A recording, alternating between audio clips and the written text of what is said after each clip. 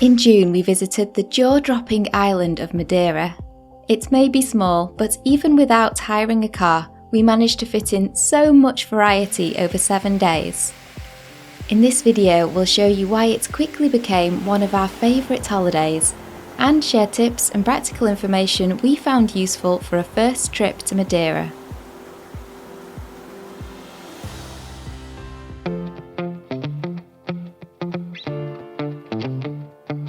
Within minutes of arriving in Madeira, we had a really good feeling about this trip. After checking into our accommodation, we immediately set out to explore Funchal. There was no set plan, just a relaxed stroll enjoying the warm weather and the laid-back atmosphere of Madeira's capital city. With the ocean on one side and the mountains on the other, we were quickly struck by just how beautiful Funchal is. The terracotta roofs, black and white floors, fun street art and flowers everywhere made a pretty unbeatable first impression.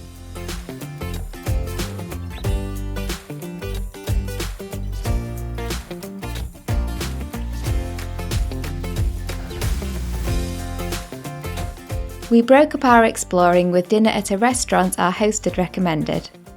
We tried black scabbard fish, which you'll see a lot of in Madeira, served with passion fruit sauce, banana and creamy rice with lemon.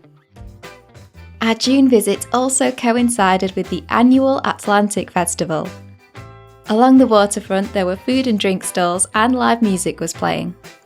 After dinner we grabbed our first of many ponchas of the trip and listened to the music. Poncha is a face-meltingly strong mix of rum, honey, sugar and freshly squeezed fruit juice. There are plenty of flavours available, but my favourite was orange and lemon, and Aaron's was lemon and ginger.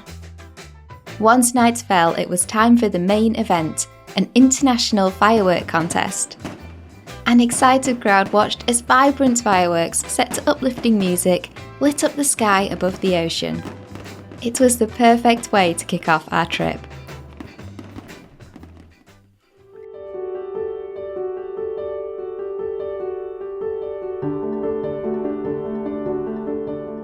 We started the day with a cable car ride up to Mont Palace Tropical Gardens. When the cable car started at 9 AM, there was no queue. You could just take a bus or taxi instead, but the cable car is worth it for the relaxing ride and great views of the ocean, streets and mountainside.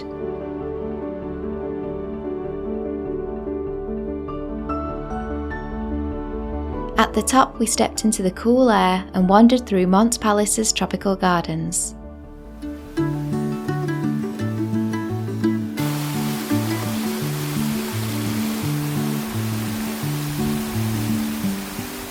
The lush gardens are a bizarre but wonderful mishmash of things. Grottos, waterfalls, Buddha statues, flamingos, Portuguese tiles, hundreds of minerals, stone lanterns, a Santana house, Japanese-style bridges, pagodas, koi ponds, peacocks, pina coladas, more peacocks, plants I can't name, and of course some pretty great views.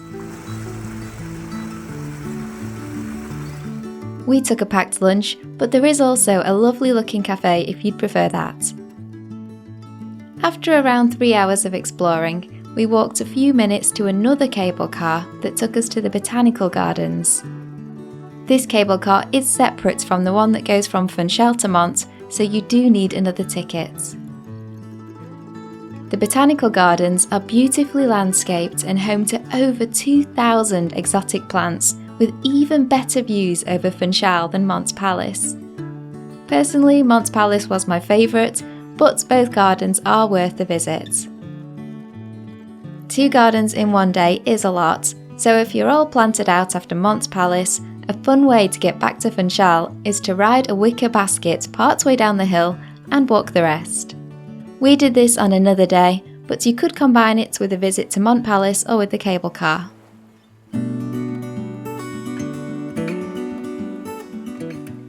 We ended the day along the coast at a relaxing cafe, enjoying food and drinks with an unbeatable ocean view. We kept the evening short, knowing we had a very early start the next morning.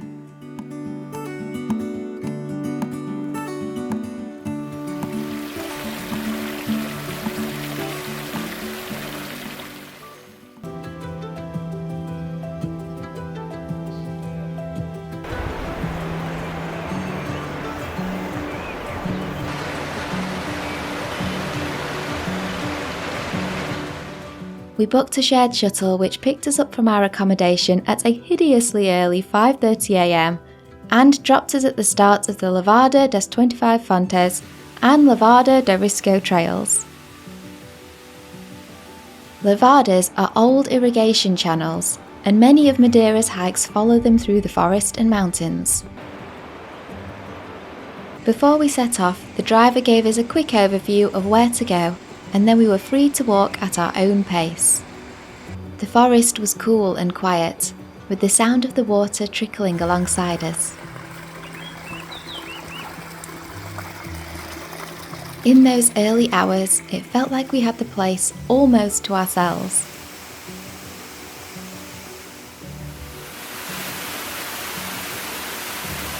By the time we were heading back several hours later, the crowds had really started to arrive. If you're thinking of doing this hike and booking the shared shuttle, I do think the earlier time was worth the get-up.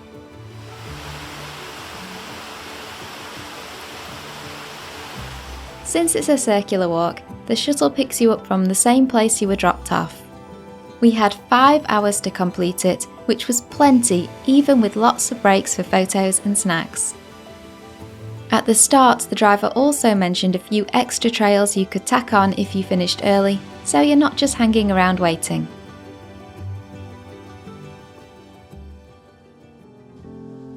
That night we refueled at the very popular Bella Snack Bar 5, a casual restaurant known for serving simple but excellent food at good prices. Even though we usually prefer to mix up where we eat and drink on holiday, Bella Snack Bar 5 and Bariana Cafe from the night before were both places we enjoyed so much that we went back to more than once during our stay.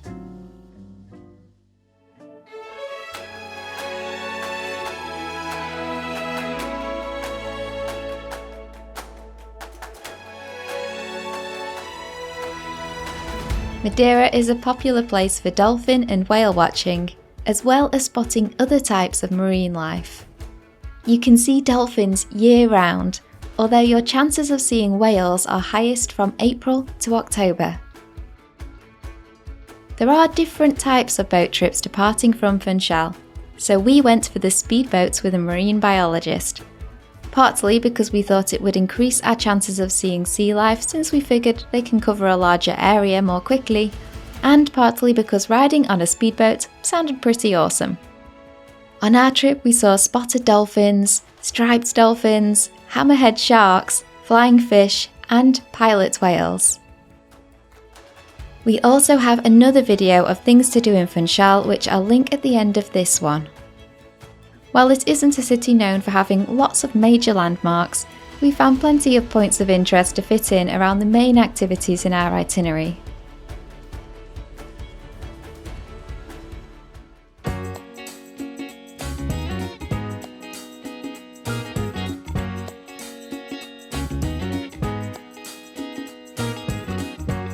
The next day turned out to be my absolute favourite of the entire week. At around 8:30 in the morning, we were picked up from our accommodation in a jeep for a whirlwind tour of Madeira's west coast. Our first stop was the cliffs of Cabo João, standing 580 metres above sea level. From here you get an incredible view of the cliffs, the ocean, and the patchwork of terraces below. After taking in the view, our jeep headed off-road.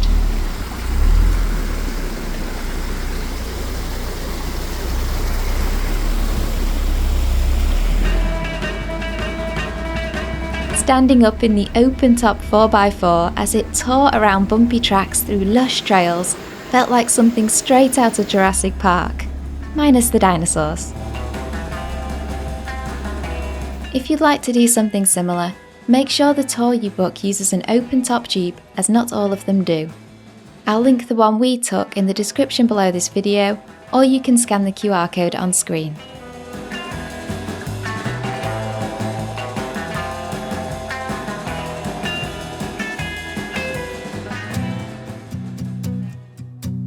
Our journey then took us to the north coast to see the Bride's Veil Cascade.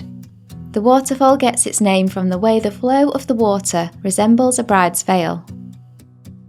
From there we travelled a short distance along the coast to Seychelles Beach. The soft black sand is framed by lush green cliffs. We only spent around 30 minutes at Seychelles, just enough for a walk along the sand and an obligatory paddle. Our next stop was somewhere we could take a longer break and go for a proper swim. 15 minutes up the road from Seychelles is Porto Muniz. We stopped here to spend a couple of hours at the natural lava pools, where seawater rushes in from the ocean. Waves would crash over the edge and the pool itself was full of little fish. Someone in our group even said they spotted a starfish in there. They have changing rooms, so bring your swimming stuff and enjoy the pools. For lunch you can eat at a restaurant near the pools, or just bring yourself a packed lunch.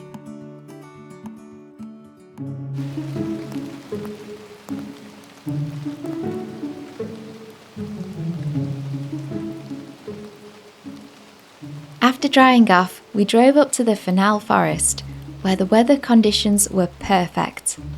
And no, that's not sarcasm, the forest looks its most mystical and atmospheric when it's engulfed by an eerie fog. The branches of the crooked laurel trees are twisted and weathered into unusual shapes, which look even more haunting when the fog rolls in.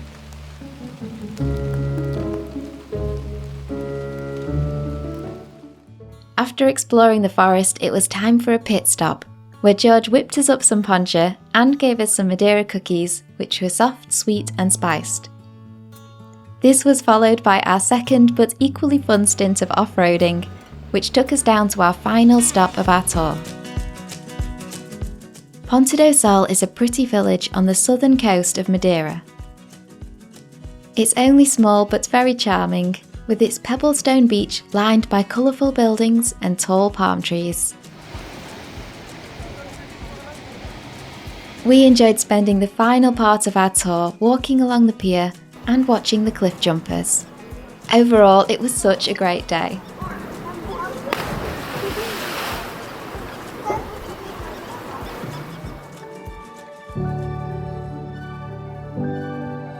The next day was another really early start, as we rose with our alarms ready for one of Madeira's most iconic experiences, a sunrise hike at Pico de Arieiro. Before our trip, we'd seen stunning photos and videos of the sun rising above the sea of clouds below you. By the time our shuttle arrived, we were brimming with excitement, ready for what would undoubtedly be the best sunrise of our life. Oh, never mind.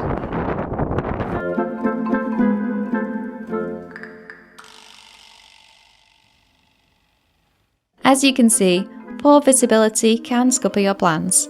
However, it is what you make of it. We still had a great time, and even though this would definitely have been better than this, the mist did make everything look moody and atmospheric.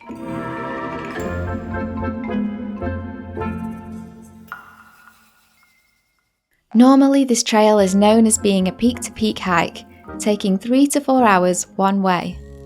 Part of the PR1 trail has been closed since 2024 due to wildfires, but we still did the section that's open, including the famous Stairway to Heaven. Well, at least I think we did, I couldn't really see it. The open section only takes about an hour to do, there and back.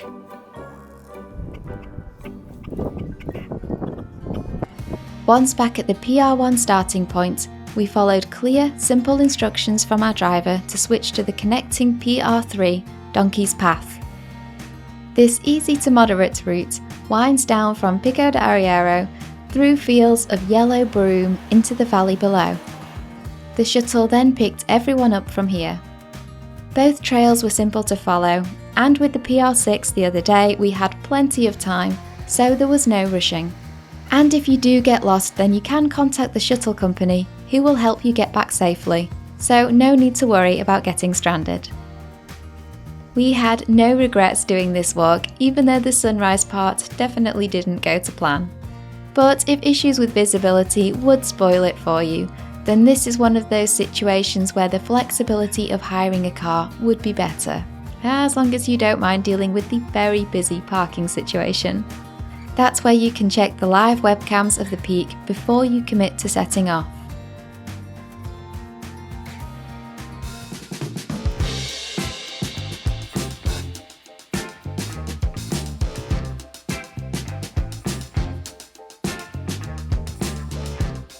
Câmara de Lobos is a charming fishing village that's just a short bus or taxi ride from Funchal. The cove is full of colourful boats, and it's really relaxing to stroll along the harbour, see the lighthouse, and meander through the streets.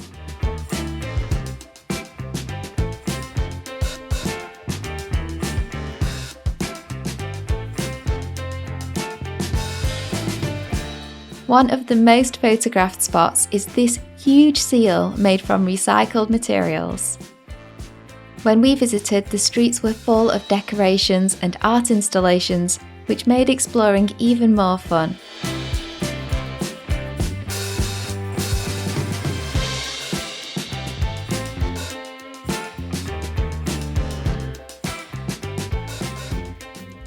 One of the reasons for us visiting Câmara de Lobos is we'd read they had some really good restaurants for espetada. After a very steep 20-minute walk up the hill, we reached Restaurant Apolar, where we enjoyed a grilled beef skewer smothered in garlic butter. We had the espetada with chips, salad, and bolo de caco, a soft flat bread which is also served with garlic butter, which we ate plenty of while in Madeira. I'll end this video with a few more tips and bits of practical information that I hope you'll find useful for planning your own trip.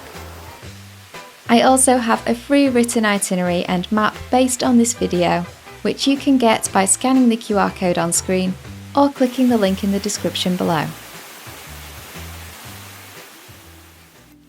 As we were visiting Madeira without a car, we based ourselves in Funchal. It's the island's capital, close to the airport and with plenty amenities. Many tours and buses leave from here, so we found it was a good base for exploring the island without needing to drive. To be honest, I think I probably would have stayed here anyway, even if we had hired a car. If you're staying in Funchal, there is an airport bus, so I'll link the website which shows an up-to-date schedule and price in the description below this video. As well as regular taxis, both Bolt and Uber currently operate in Madeira, although we found Bolt had much better availability. When we landed, there were signs in the airport with a discount code for 70% off your first Bolt trip, so we used that for our ride from the airport as we'd only just downloaded the app. So keep your eyes peeled if you haven't used Bolt before.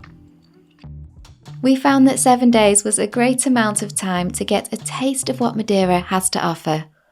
But we could have happily spent much longer there, and we left already talking about when we'd return. Our trip only really scratched the surface, covering some of the island's most popular spots. Even without a car, there were plenty more places we could have reached by public transport, taxi or tour. But if you do only have 7 days, it is still absolutely worth it. When hiking, leave no trace. Take all rubbish with you, stay on marked trails, don't pick or damage flowers, and respect the wildlife. To help keep Madeira's beautiful trails sustainable, a €3 fee for non-residents now applies to some of the most popular hikes. You can check which trails this covers and pay the fee on the official website, which I'll link in the written guide and in the video description. Keep your proof of payment with you just in case somebody asks to see it. In total, for 7 days, for 2 people, we paid approximately £1,600, which is around €1,840. This covered everything except flights, so all other transport, activities, accommodation, food and drink. As a guide, when it came to food and drink, we ate out at least once a day, usually in places described as budget or mid-range. On hiking days, we took a packed lunch. As mentioned earlier, we've got a separate video all about things to do in Funchal. We've also got plenty of other videos from around Europe, so I'll link a playlist here if you fancy exploring some other destinations. Thanks for watching.